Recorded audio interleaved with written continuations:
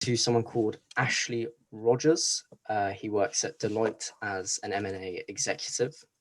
But before I introduce Ashley, I was just going to quickly talk about how the session would run.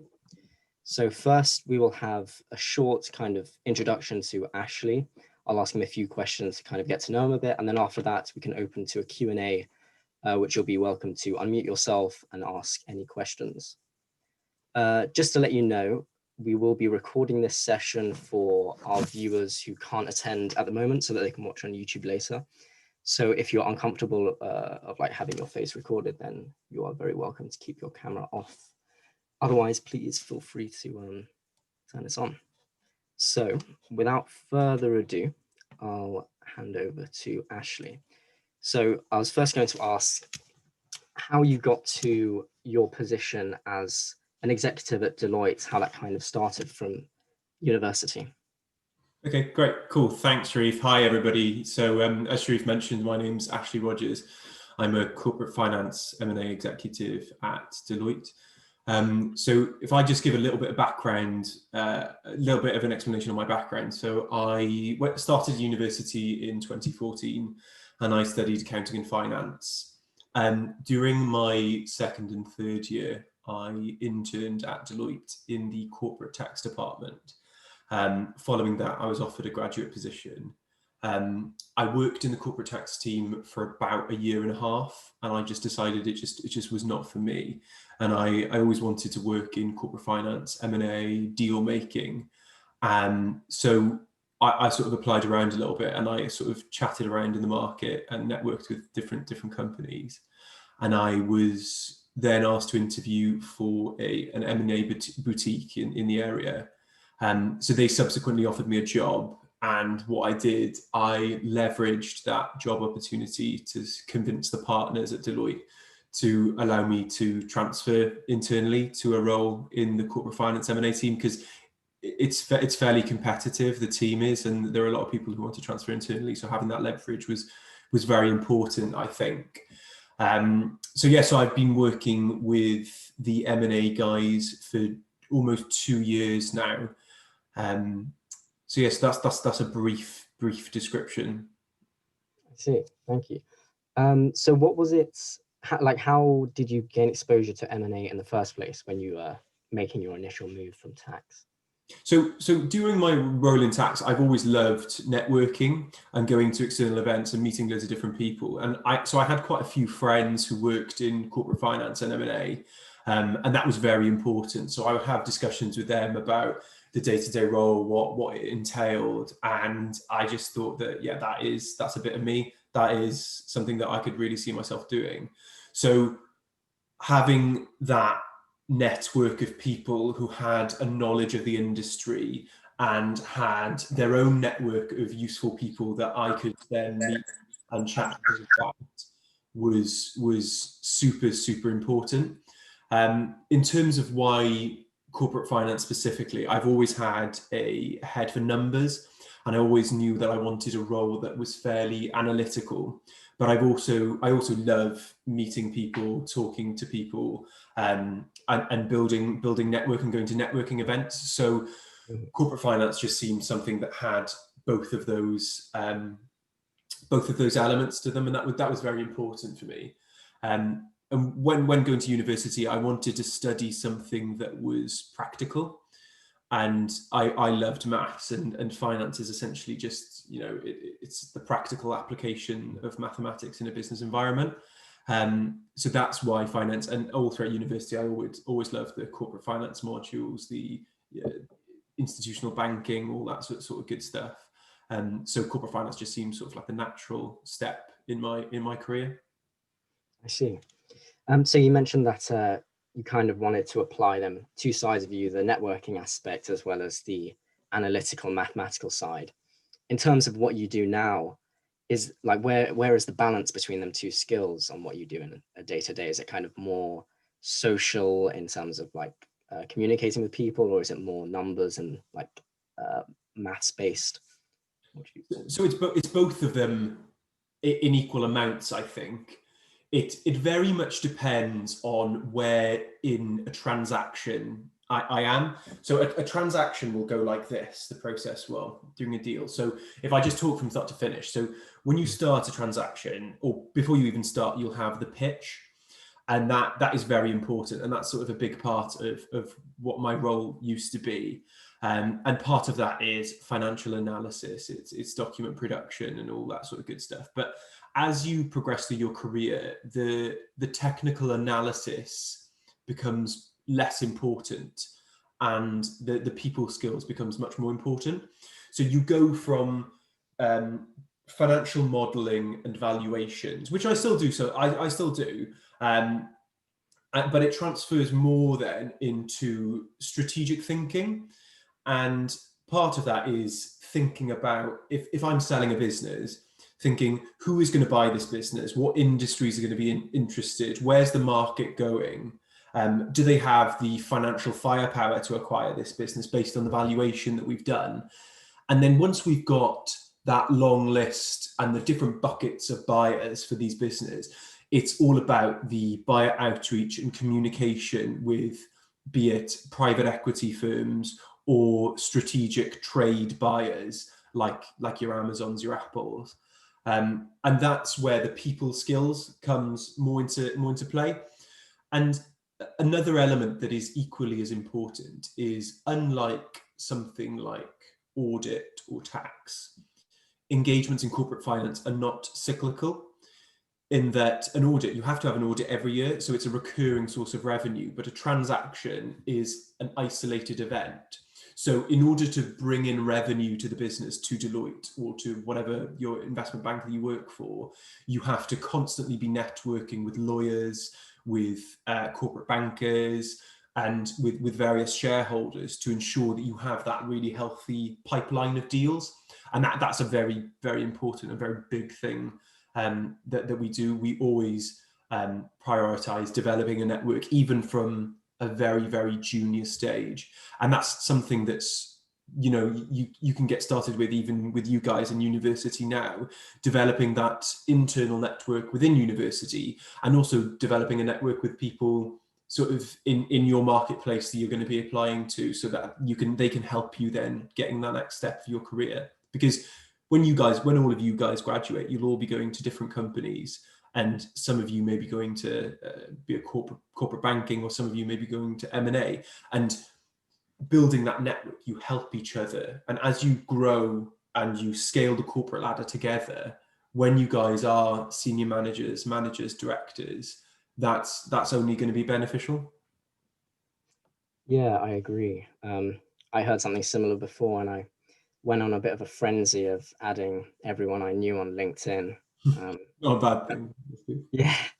Is that also something you use a lot, to network with other professionals once you're actually in the working world?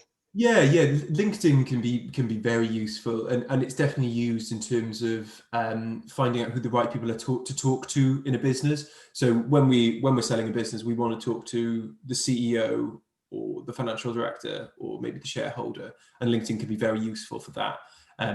It's also useful just for if you're interested in a particular industry, or you want to expand your network with a particular law firm, for instance, for doing that research beforehand. I think if you're going to a networking event, doing the planning beforehand of who exactly you want to speak to and what you want to get out of that event is very, very useful. And it was something it's a bit of advice that I got from my partner early on in my career, and it's sort of stuck with me. You get so much more out of these events if you have a goal before going in. I see. So does Deloitte really encourage its employees to develop these kind of external soft skills, so to speak? Yeah, so 100%. So when even in corporate tax, when you join corporate tax, you get sent to an academy for 3 weeks in Warwick. So everyone in your intake across the UK, so there's several hundred of you, will all be staying in the same place. You'll go through your technical learning, your soft skills development together. So instantly you develop a massive internal network across the entire of the UK. But you'll also get actively encouraged to go to external events that will be run by, say, private equity firms or solicitor firms. You can buy a ticket and you can expense it back, so Deloitte will pay for it, just because it's actively encouraged. See. So just building on the culture at Deloitte a little bit, what is your, bit of a cliche question, but what's like your favorite and least favorite elements of working there? Yeah, so my favorite thing of working there, I think, is the caliber of people that you work with. So everyone who works in my team is exceptional in one way or another, and being surrounded by people who are extremely ambitious and extremely technically competent is fantastic, because you learn so much so quickly, and you can throw yourself in the deep end and not worry about it, because you want to push yourself, because you want to keep up with these people. And I suppose that answers the other part of your question, in that it's also an extremely challenging element, because you have to make sure that you keep pushing yourself, because you want to be, obviously everyone wants to be the best of the best, right? And being surrounded by ambitious people of such a high caliber sort of pushes you to be that. I see. So on top of the kind of networking and soft skills, are there many like additional exams that you have to qualify for and train for? Yeah, so I'm a chartered accountant. Previously, it's not the case anymore, but previously, if you joined Deloitte in any division, you do what's called the ACA with the ICAW, and that's your chartered accountancy qualification. I think now, if you're in audit or tax, you still do the chartered accountancy qualification. But if you work in M&A, or you join as a grad in M&A, you do the CFA. So that's slightly different. So they're both extremely challenging, and it takes 3 years from when you join, and it's 15 exams, I think, for the ACA. So it's good. It's a great way to develop your technical know-how, but also there are obviously some elements which aren't super relevant to corporate finance, because you'll have the sort of financial accounting and the tax elements as well. I suppose that goes quite a long way to, as you say, ensure that everyone within the team is in the top caliber. Yeah, exactly. I think especially on the split into 3 levels, but the first level, the goal of the first level is just to get everyone on the same footing. So obviously I studied accounting and finance, so I'd be a bit ahead of everyone else who joined from, say, I don't know, history or English language, for instance, but they'd have different skills again, but it's just to make sure that everyone on a technical basis is on an equal footing. Would you say a lot of the people who you work with come from a similar background to you, or is there like a... I think that's a good question. There's no, when you apply, there's no specific degree that you have to join from, that you have to have done. And I know people who are fantastic at their job at Deloitte and have studied things that are completely unrelated to finance. So I have a friend who studied art history at university, for instance, and he's still fantastic at his job. I think you'll develop a financial analysis skill set, which is very important on the job. And I think each degree, doesn't matter what it is, will develop different skills, be it critical thinking or strategic thinking potentially, or research. So I wouldn't worry about that. If any of you guys haven't done an accounting and finance or an economics degree, it really doesn't matter. Thank you. So I was wondering if I could ask you now a bit about some of like your work in particular. So I wanted to know if there was, what was like the most exciting deal or recent and relevant deal that you've worked on? Ooh, good question. It's really difficult. I think the most exciting transaction I think I've worked on was a transaction that happened when did we complete? I think it was about 4 months ago. It was extremely fast paced. It was what we call in the industry an AMA, which is an accelerated M&A transaction. The business was in distress, and it was a £2 billion revenue PLC business. It was a big beast of a business, and it employed something crazy, like I think it was like 9,000 people across the UK, and the business was going into liquidation. They were going to shut down the business. They were going to fire everyone. So that's 9,000 people out of a job if we didn't find a buyer for this business. So it was incredibly fast paced. We were, speaking to people from all around the world, private equity houses, trade houses, just to try and find a buyer for the business so that we could save all these jobs. And in the end, thankfully, we found a really good buyer. They bought the business, they kept everyone, all the jobs were saved, which was great. But it was incredibly fast paced. It was, it was long hours, but it was worth it, because in the end, we got the outcome that we wanted. Okay, nice. Maybe to develop on that, just what are some of the steps that you have to take to turn what I suppose looks like a business about to go into liquidation to something that a potential buyer might want to actually invest in? Yeah, that's a good question. I think when you start on something like that, you've really got to take a step back, right? And you've got to think, why isn't this business doing well? Is it a bad management team? If so, you'll go for someone who can, replace the management team with more competent people. Is it operational inefficiencies? Is it, the pricing's wrong? And depending on what the answer to that is, the buyer for the business will be different. So you'll have people who work for a private equity firm that specifically specializes in turning businesses around. So they'll buy businesses that are, on their knees. They will bring in really competent operational people. They will drive operational efficiencies, and they will flip the business around, increase the revenue in the EBITDA, and then sell it for massive amount of profit. So those would typically be your go-to buyers for a business that is in distress. But there are loads of trade businesses, so actual companies as opposed to financial firms, that would benefit from synergies of two businesses coming together. So you look at it of, is A and B together greater than A and B separately?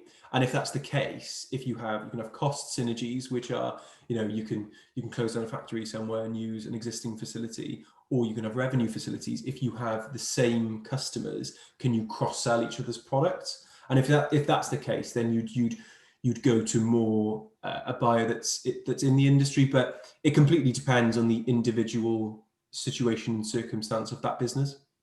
Yes, I can imagine. It sounds like there's so much interaction that's required between the buyers and the company involved.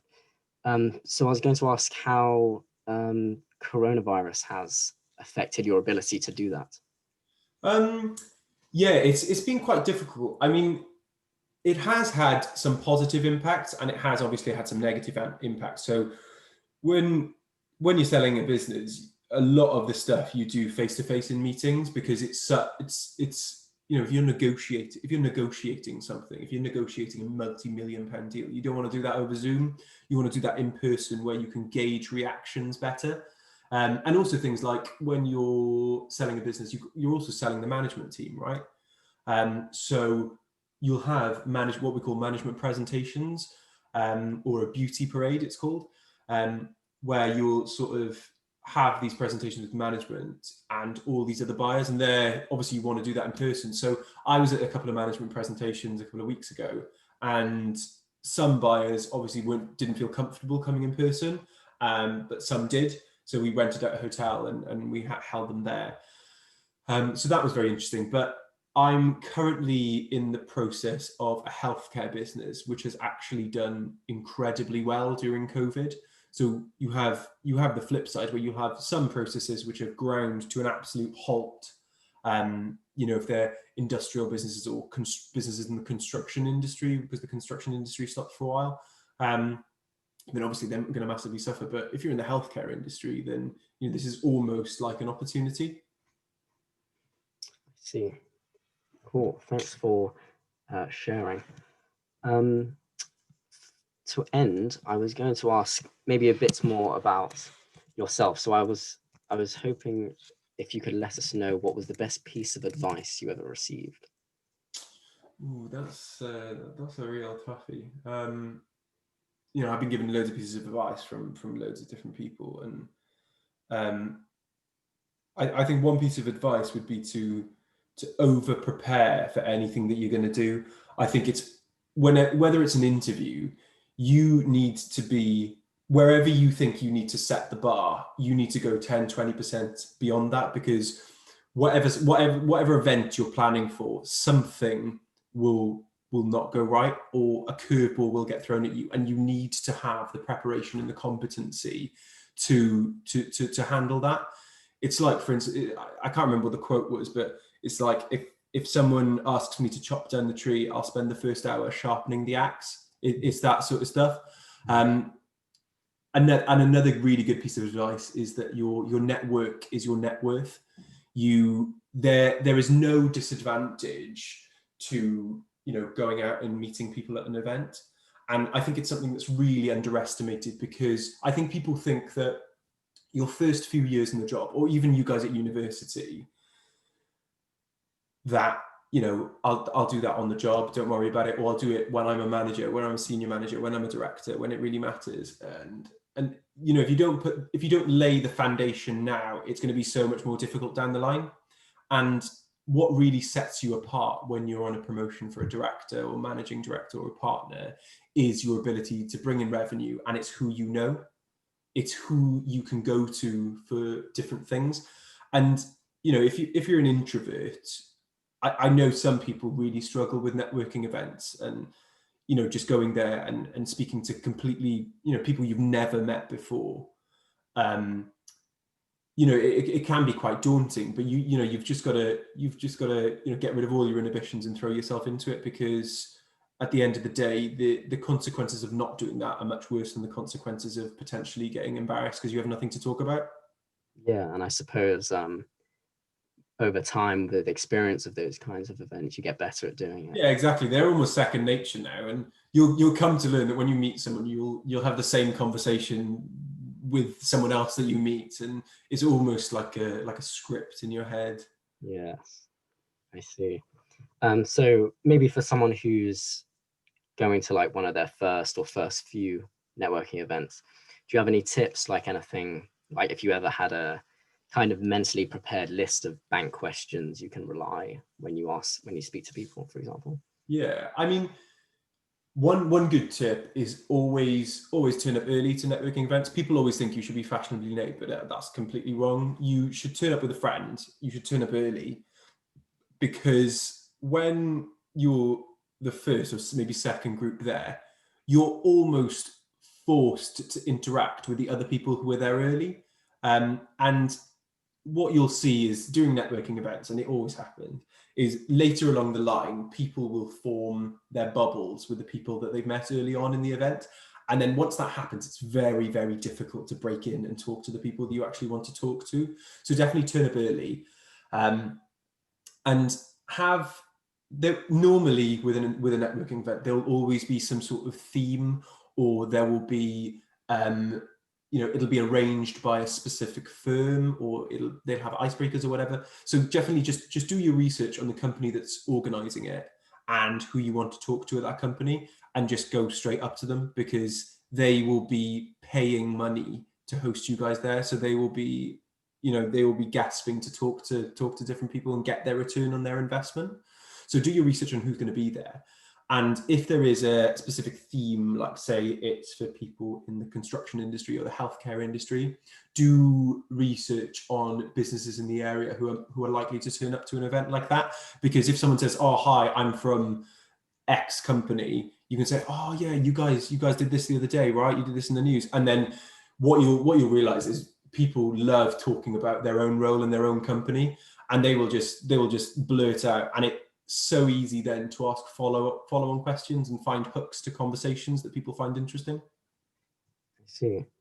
From your experience in some of these events, do you often get the opportunity to leverage some of the connections that you've made when you're doing work later down the line? Yeah, 100%. What you'll find is you'll have, say, 30-40% of people at the event will go to every networking event. And so once you've gone to a couple, you'll realize that you will always know someone at that event after going 3-4 times, which makes it so much easier. And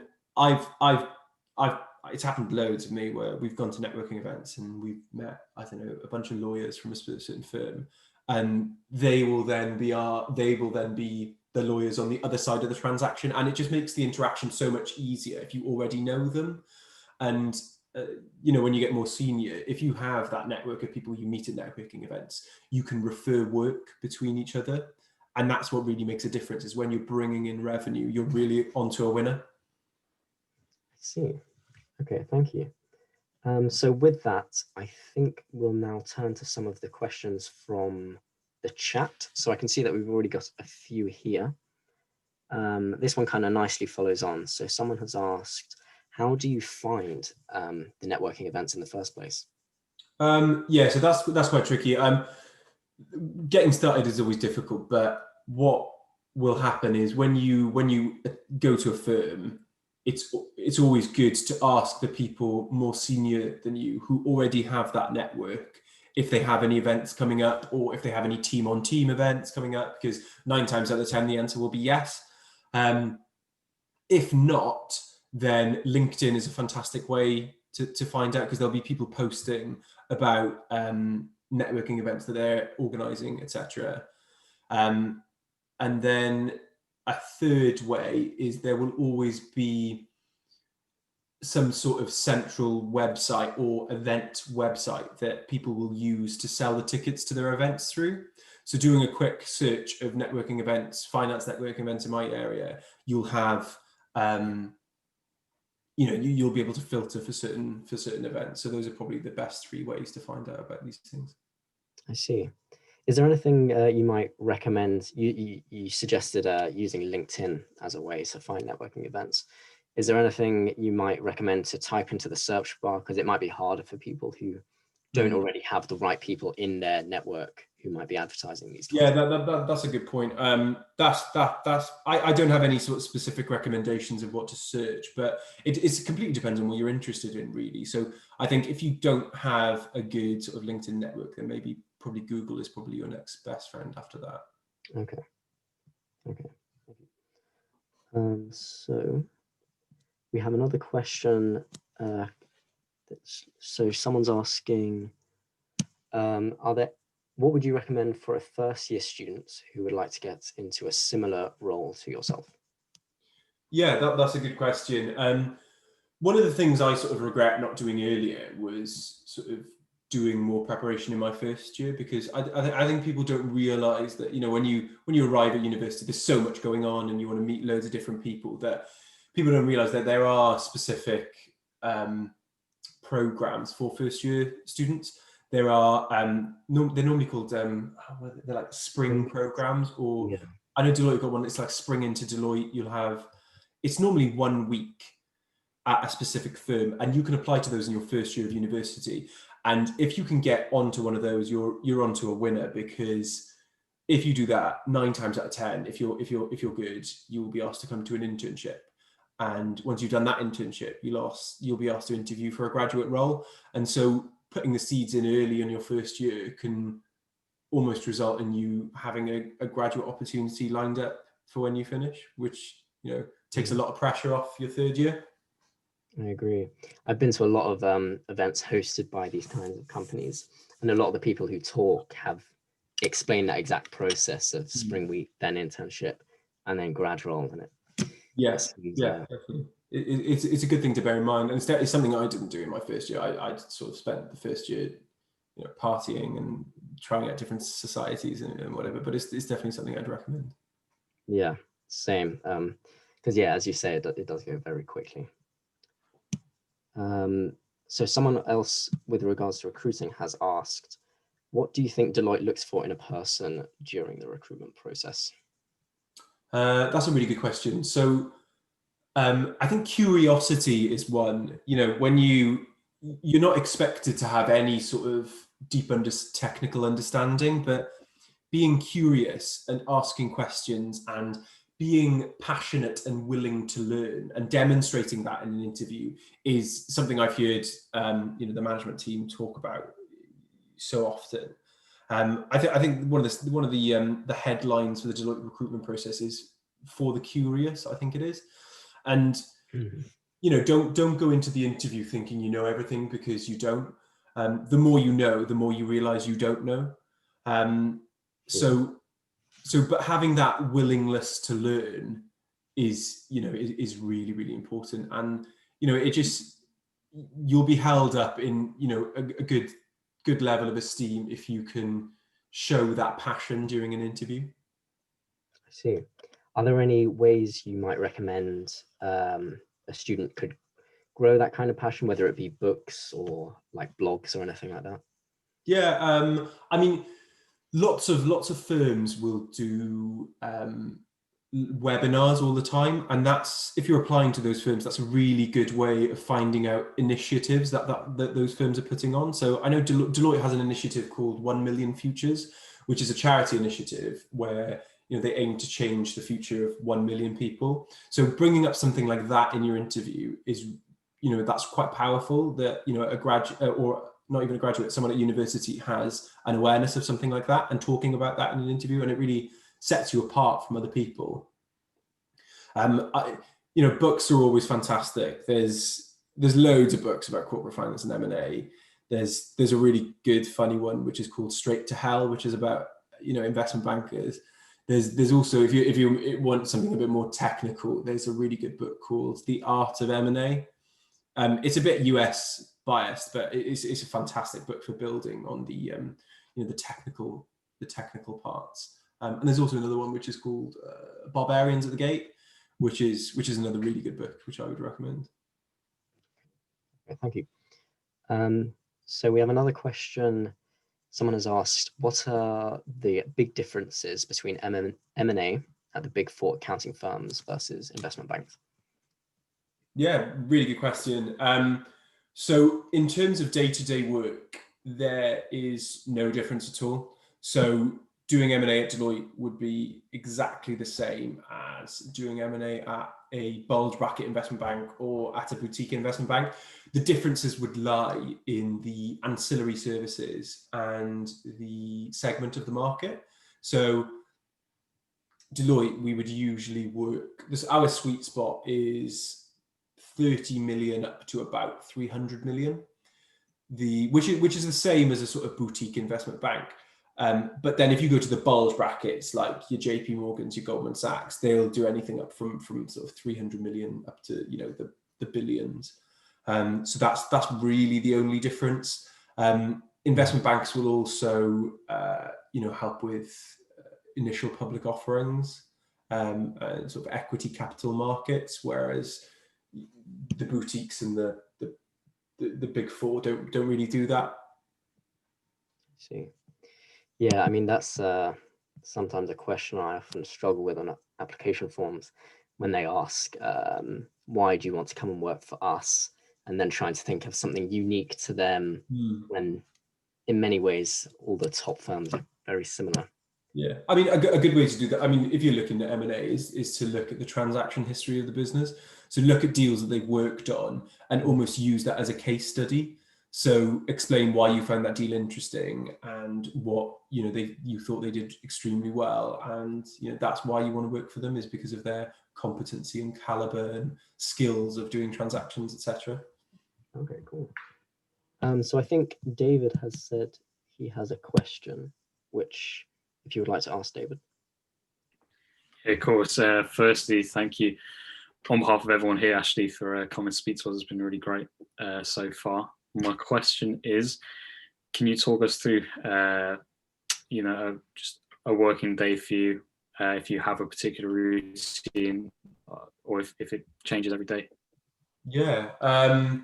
So typical day. So I'd normally get into the office about, when before COVID, I'd normally get into the office at about sort of 8 a.m. If I was going to the gym, I'd arrive a bit earlier, done my stuff, and then go to the gym before work. Then what I'd usually spend I'd spend, say, the first hour going through emails, and just sort of planning out what I've had for the day. So I'll have certain meetings or calls, and I'll plan out, right, first couple of hours is this and this.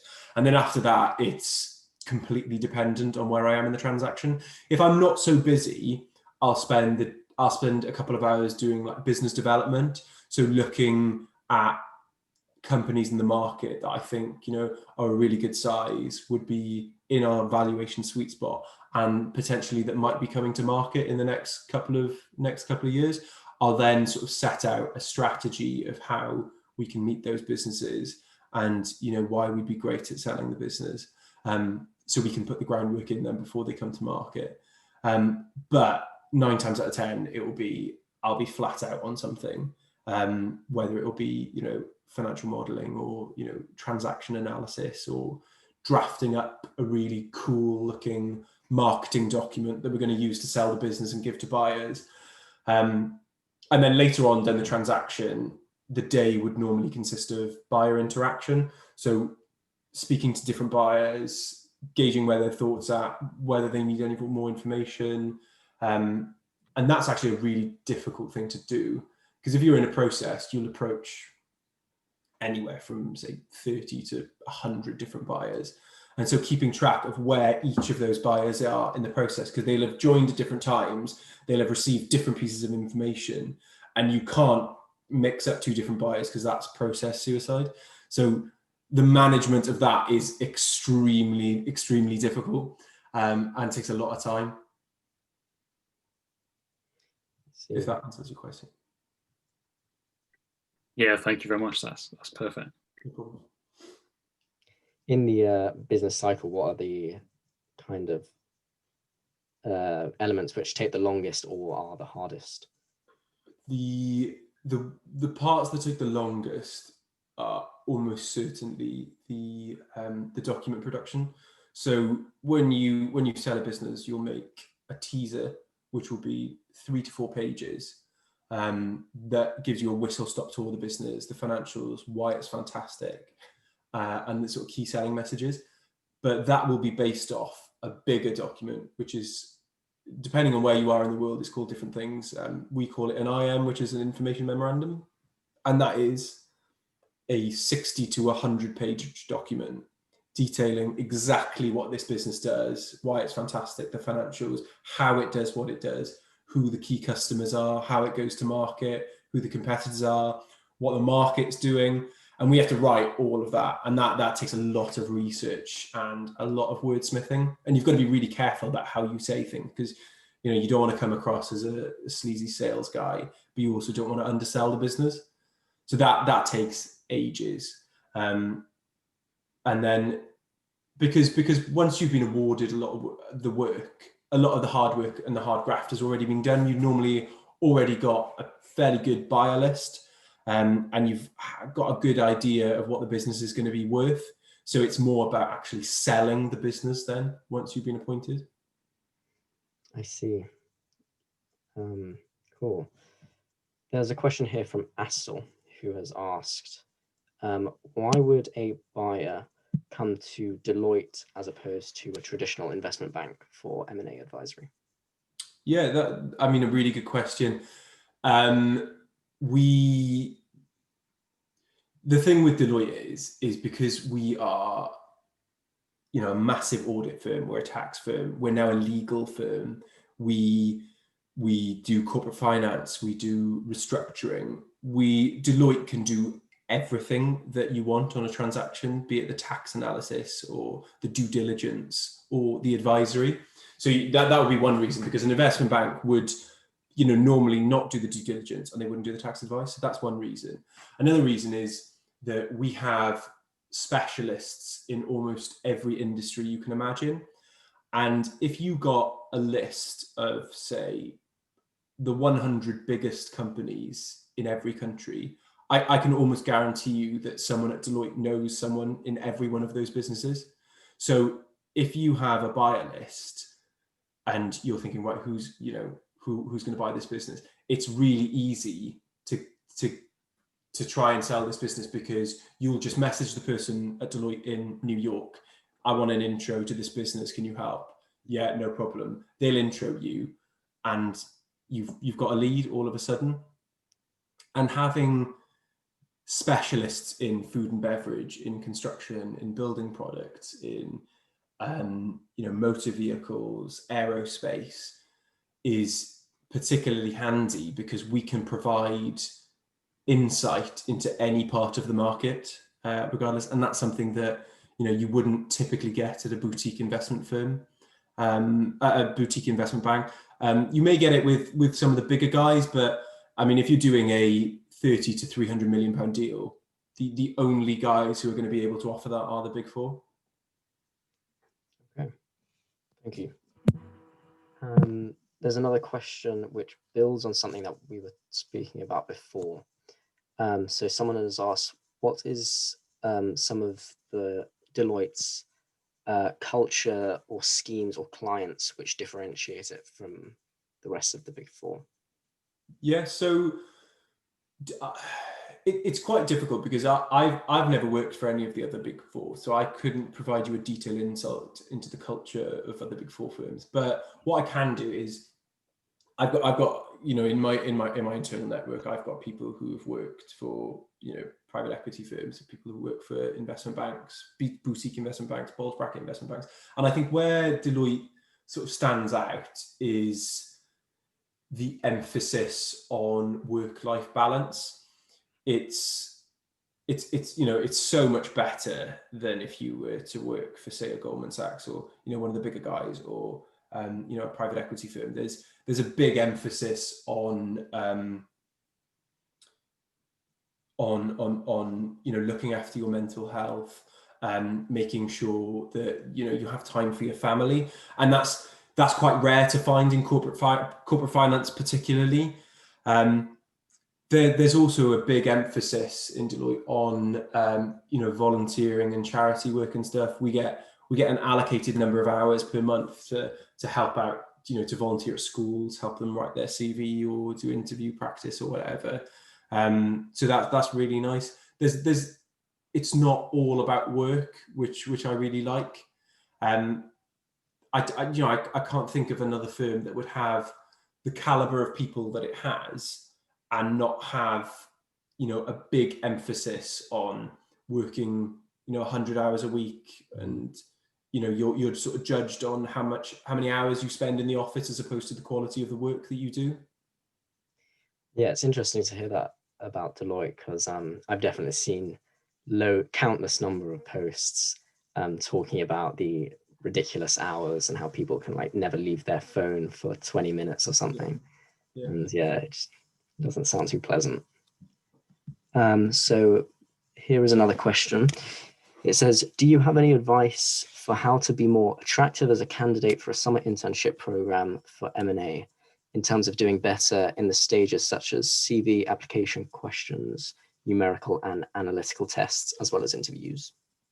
So let's start with the psychometric testing. They're very difficult to revise for and to prepare for. The whole purpose of a psychometric test is to test you on something that you can't prepare for. The mathematical stuff, if you've done a mathematical degree, you'll fly through it. But the other stuff, like the more abstract things, are very, very difficult to prepare for. And you just try your best for those things, because thinking about it, if you don't make it past a certain stage with them, then it's probably not the right fit for you, and you don't want to sort of force yourself into a firm if the culture fit is not there, because you're going to be miserable and you're not going to do good work for them, and it's not going to be good for them. So you definitely need to research the culture of an organization beforehand to see and take a step back and look at yourself and see what your priorities are, because not loads of people don't do that, right? And they send out hundreds of applications and just let's throw it at the wall and see where it sticks. But if you find somewhere that is, the culture fits you as a person, then in an interview you are naturally, even without any preparation, going to do so much better than someone who hasn't done that research. In the interview stage, you definitely want to make sure you know things that other people won't. So look at what they've been doing in the market specifically, or any news headlines that they've been doing. And then for your CV, there's a sort of industry standard template that you should just chuck your CV into. At the end of the day, what I'd recommend is spending 20 quid on a website like Fiverr or some other sort of website where people, you know, do CV writing services and get a specialist's input. Because at the end of the day, if 20 quid is going to get you a job, you're going to earn that back, you know, 100-fold. So I would definitely recommend that, and for your cover letter as well. So, you know, my partner was struggling to find a job, and she did that. She said she paid for a CV writing service and a cover letter writing service, and, you know, it massively helped out, and she got a job after that, which was fantastic. Yeah, I see. I can imagine it saves quite a lot of pain and heartache as well. Because you guys, it's impossible for you guys to know what someone in the industry is looking for, because obviously you've had no experience in the industry. So, you know, take some pressure off yourself and get a specialist to do it for you. Yeah. So I'm a little conscious of time, so I'm going to say we should have maybe one or two more questions. There's one here in the chat, which is perfect. So it says, could you explain the process of a deal from pitch to the end point? Yeah. Okay. Yeah. So you'd obviously start off with the pitch. So what would happen is you would either have an inbound from the client. So it'll be someone in your network that you've spoken to before. You know, you've spoken to them, you've told them what you do, and they would ask you. It's called an RFP, a request for proposal. So they'll send you an RFP, and you'll pitch to them then. So the pitch is usually done in person, and it's done by the partner and the director. And you talk about the value of the business, who you would sell it to, and why you're right for the job. So for Deloitte, for instance, you'd say, "Oh, international network, we know people everywhere. We've got specialists. We've got loads of experience in this industry." Then once you've won the work, you spend maybe a week really getting to know the business inside out in very granular detail. So what you find is when you work on a specific transaction, you will become an expert in whatever industry that is. So I sold a business which worked in the infection prevention. They sold infection prevention products to the NHS. So I'm now an expert in infection prevention. And it's really interesting. If you ever meet someone from that industry and you can have a conversation about it, it's fascinating. So once you've done that, you then begin you create the documents that you're going to sell the business with. You contact all of the people on your buyer list, and you plan the strategy of the process. So what you're going to do, when you're going to do it, and how you're going to do it, how you're going to speak to people, what's the script going to be like for those calls. Really, really intricate stuff. It's stuff like you've got to really think strategically with how you interact with buyers, and that's a big thing all the way throughout the process. So then you get to the first round. Everyone would submit their offers, and you would whittle it down. You'd look at the offers to say you pick the top 4, and they're not always by value. It's by deliverability and who the management team like as well.